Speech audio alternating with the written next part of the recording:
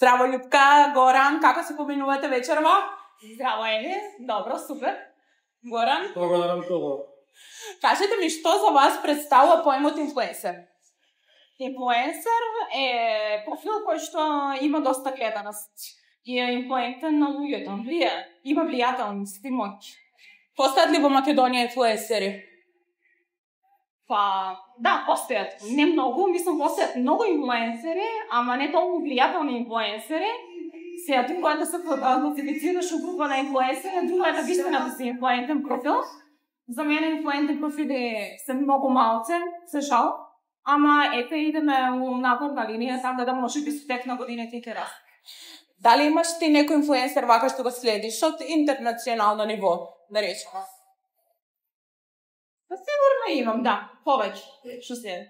Горан, за тебе што представува зборот инфлуенсер? Инфлуенсер е нешто многу специфично, ајде така да кажеме, за некој да биде инфлуентен. Ја веќе неколку пати на објаснувам дека бројот на следбеници не ги прави луѓето инфлуенсери по дефолт, меѓутоа лик кој што има некој кредибилитет да влијае на нечие мисли. Постојат ли во Македонија инфлуенсери?